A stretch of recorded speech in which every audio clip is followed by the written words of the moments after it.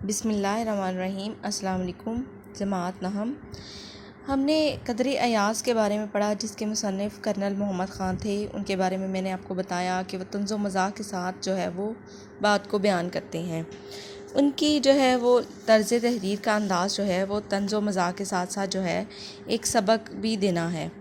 ہم نے یہاں تک پڑھا تھا کہ جہاں ان کا بیٹا جو ہے وہ دیہاتیوں سے جو ہے وہ نفرت پیدا کرتا ہے دل میں، اور شہریوں کے مہذب پن کو دیکھ کے تعریف کرتا ہے، اور اسی سلسلے میں کرنل محمد خان جو ہے وہ اپنے بیٹے کو کہانی سناتے ہیں اور ماسٹر جی کے بارے میں بتا رہے ہوتے ہیں کہ ماسٹر جی کیسے چھوٹے چودھری کے گاؤں میں پہنچا تھا اور وہاں کیا منظر تھا۔ آئیے ہم آگے سے ریڈنگ سٹارٹ کرتے ہیں۔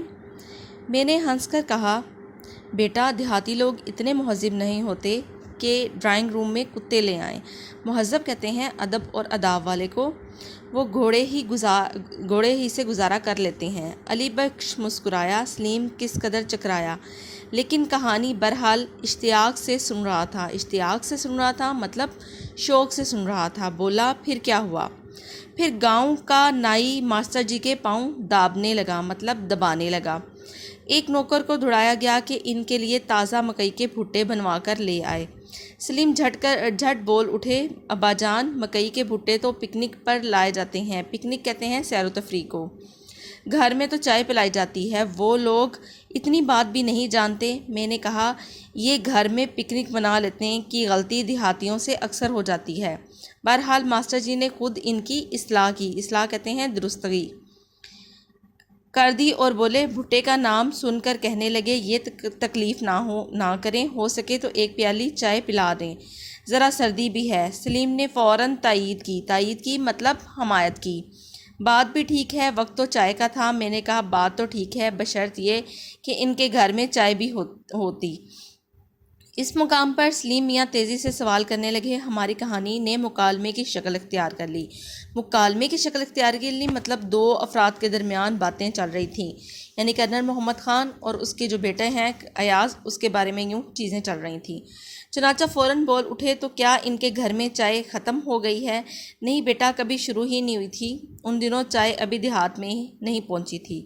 تو کیا انہوں نے مہمان سے صاف کہہ دیا کہ ہمارے پاس چائے نہیں ہے؟ کتنی شرم کی بات ہے۔ میں نے کہا، بھائی میرے خیال میں پہلے تو گھر میں چائے کا نہ ہونا شرم کی بات نہیں، دوسرے انہوں نے مہمان کی خاطر چائے کے لیے دوڑ دھوپ شروع کر دی مطلب کوشش کرنا شروع کر دی۔ آخر مقامی حکیم کے گھر سے چائے مل گئی۔ ان دنوں چائے صرف مریضوں کو پلائی جاتی تھی۔ سلیم نے لمبا سانس لیا اور بولے، شکر ہے چائے ملی تو صحیح۔ میں نے کہا، ہاں چائے تو مل گئی، لیکن پھر ایک عجیب سوال پیدا ہو گیا، یہی تھا کہ چائے کے ساتھ کھانے کو کیا دیا جائے۔ وہاں تو لے دے کے مکئی کے بھٹے ہی تھے۔ نہیں بیٹے، یہ بات نہیں تھی، سوال ذرا بنیادی نوعیت کا تھا مطلب ایک علیحدہ سے جو زیادہ امپورٹنٹ رکھنے والا جو ہے وہ اس قسم کا تھا، اور وہ یہ کہ چائے بنائی کیسی جائے۔ سلیم نیم وحشت میں آ جانا مطلب نیم پاگل ہو جانا، نیم دیوانگی میں آ جانا یا آدھا پاگل ہو جانا۔ عالم کہتے ہیں کہ حالت میں میرے منہ تکنے لگا، میری طرف دیکھنے لگا اور بولا، ابا جان، چائے تو ہمارا جمع دار بھی بنا لیتا ہے اور وہ دن بھر پیتا رہتا ہے۔ کیا وہ اتنے ہی اناڑی تھے؟ اناڑی کا مطلب ہوتا ہے نا تجربہ کار۔ میں نے کہا، بھائی وہاں چائے پینے پلانے کا ہنر پہنچا ہی نہ تھا۔ ہنر کہتے ہیں مہارت کو۔ وہاں لسی کا رواج تھا اور اس ہنر میں وہ یکتا تھے مطلب اپنی مثال آپ تھے۔ تو کیا ماسٹر جی کو آخرکار لسی پلا دی؟ نہیں، پلائی تو چائے ہی، لیکن وہ ایسی کامیاب نہ تھی، یعنی چائے لسی بنا دی تھی۔ ہاں بیٹا، کچھ ایسا ہی ذائقہ ہوگا۔ چھوٹے چودھری کا کہنا ہے کہ ماسٹر جی نے ایک گھونٹ پیا اور ٹھنڈی لگی اور پیالی رکھ دی تو چودھری شرم سے غرق نہ ہو گیا۔ غرق ہو جانا مطلب تباہ ہو جانا، ڈوب جانا۔ نہیں، ایسا حادثہ تو نہیں ہوا تھا، البتہ چودھری کو اس بات کا رنج بہت ہوا۔ رنج ہونا مطلب دکھ ہونا کہ ماسٹر جی کی فرمائش پوری نہ کی جا سکی۔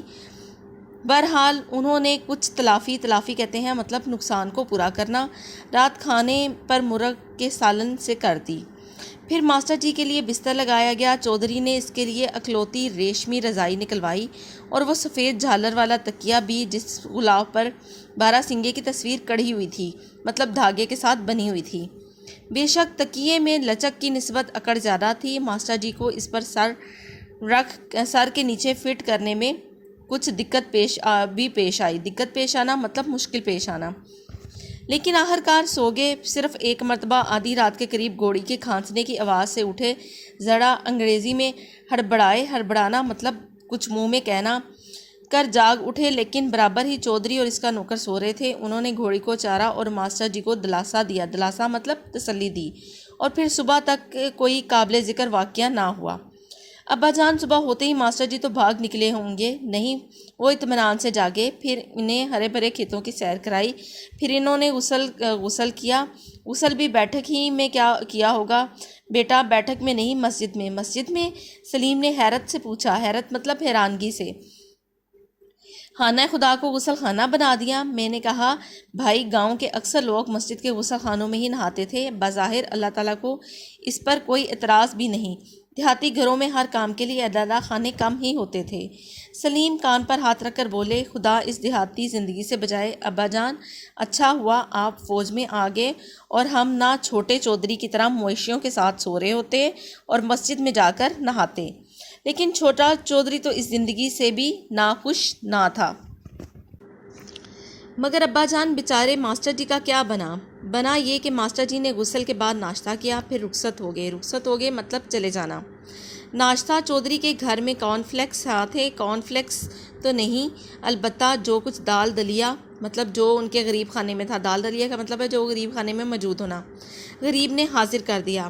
ابا جان اس کے بعد چھوٹے چودھری تو اسکول میں منہ دکھانے کے قابل نہ رہا ہوگا۔ نہیں بیٹا اسکول تو وہ اسی منہ سے گیا اور شہری لڑکوں نے اس سے کچھ مذاق بھی کیا، مگر وہ مگن رہنا مطلب اپنے کام میں مشغول رہنا۔ چھوٹے چودھری کی جگہ میں ہوتا تو شرم سے مر جاتا، مگر چودھری تو جیتا رہا بلکہ خاموشی سے پڑھتا بھی رہا۔ آخر میٹرک پاس کر کے لاہور کالج میں چلا گیا۔ وہ کالج بھی گیا تو کیا اس کے پاس اتنے پیسے تھے؟ پیسے تو کم ہی تھے، مگر انہوں نے تھوڑی سی زمین بیچ دی۔ مگر تھوڑی سی زمین سے کیا بنتا ہے؟ کالج میں رہ کر کھانا ہوتا ہے، کچھ پہننا ہوتا ہے۔ کیا وہ مکئی کے بھٹے کھاتا رہا؟ کیا وہ تہمت باندھتا رہا؟ بس گزارا ہی کر لیتا تھا۔ ہاں کچھ پڑھ بھی گیا کہ نہیں؟ ہاں کچھ پڑھ بھی گیا۔ پھر جیسا کہ ان کا دستور تھا فوج میں بھرتی ہو گیا۔ دستور کہتے ہیں رواج کو، اور بھرتی کا مطلب ہوتا ہے کہ وہاں پہ اس نے پیشہ اختیار کر لیا۔ پھر تو آپ اسے جانتے ہی ہوں گے۔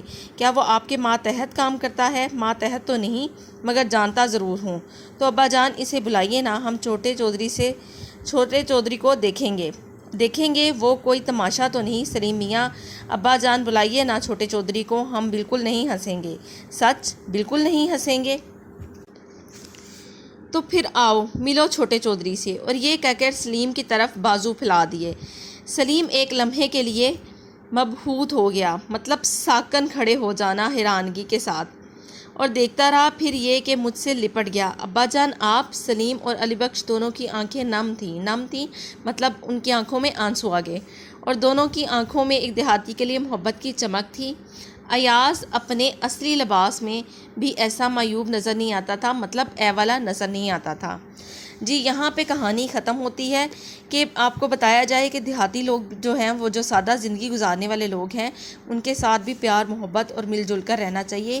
یہاں وہ یہ سبق دینے کی کوشش کر رہے ہیں کہ کسی کو چھوٹا نہیں سمجھنا چاہیے، ہر ایک کا کام اس کے مزاج سے اس کو چھوٹا سمجھنا جو ہے یہ بھی بری عادت ہے۔ ٹھیک، ہر بندے کو اس کی حیثیت کے مطابق مقام دینا جو ہے وہ اچھی بات ہے، لیکن کسی کو چھوٹا دکھانا جو ہے، دیہاتی کہنا، پینڈو کہنا، یہ بری عادت ہے۔ آپ کو یہ چیپٹر ہمارا یہاں پہ کمپلیٹ ہو گیا۔ یہاں آپ کو انہوں نے ہلکی پھلکی طنز مزاح اور ہنسی کے ساتھ آپ کو انہوں نے بتایا کہ باپ یہ کہانی جو ہے اپنے بیٹے کو سنا رہا ہے کہ وہ بھی ایک دیہات کا ہی رہنے والا ہے، کہ اگر نوکر کو تم دیہاتی اور پینڈو کہتے ہو تو اس کا باپ بھی دیہات کا ہی رہنے والا ہے۔ اب آپ لوگوں نے اس کے کویسچن آنسرز جو ہیں اسی چیپٹر کو زیر نظر رکھتے ہوئے آپ لوگوں نے بیٹا حل کرنے ہیں۔ اگر کوئی مشکلات پیش آئیں تو آپ ڈسکس کر سکتے ہیں۔ شکریہ۔